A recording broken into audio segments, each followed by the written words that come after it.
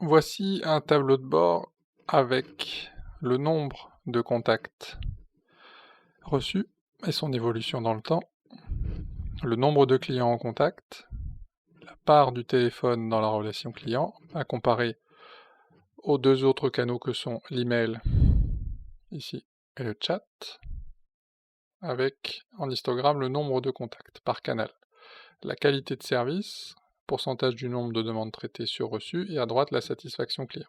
Les indicateurs à afficher dans votre tableau de bord sont ceux qui sont le plus en corrélation avec vos objectifs, et les outils d'analytics peuvent là aussi vous aider à sélectionner les KPI qu'il faut suivre pour maximiser vos chances d'atteindre l'objectif. En parlant d'objectif, il a été fixé à 68% sur la QoS, proche de la valeur moyenne du secteur assurance, 67. L'objectif est ici très largement dépassé, mais en affinant, il apparaît que certains centres de services font moins bien que d'autres sur Marseille et Paris, et que le canal email est en souffrance avec une QoS de 58%, en dessous de l'objectif interne et loin de la valeur moyenne du secteur à 65%. De la même façon, pour la satisfaction client, ou pour l'un des 25 indicateurs que nous proposons dans notre benchmark par secteur d'activité, l'interface affiche le score obtenu, l'objectif interne et la valeur moyenne du secteur, avec toujours le même niveau de détail, par site, ici à gauche, évolution de la satisfaction par site, ou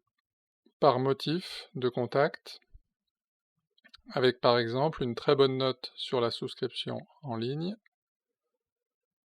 opérée par le canal chat en surreprésentation, on va le voir ici, et traité par le centre de service de Marseille à 100%.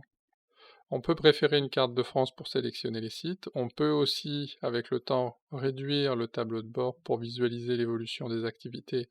multicanales du service client,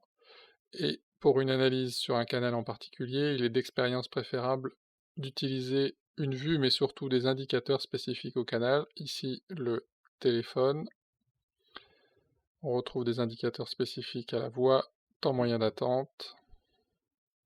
avec l'évolution de cet indicateur sur les différents objets, groupe d'agents par exemple, résolution au premier appel, avec toujours de la même façon l'évolution de cet indicateur sur les différents objets, sur les groupes de trafic ici, ou le taux de transfert. Si on doit s'intéresser au canal email, on va retrouver un certain nombre d'indicateurs communs, mais quelques-uns sont spécifiques comme le temps moyen de réponse ou le temps moyen de clôture ou de résolution.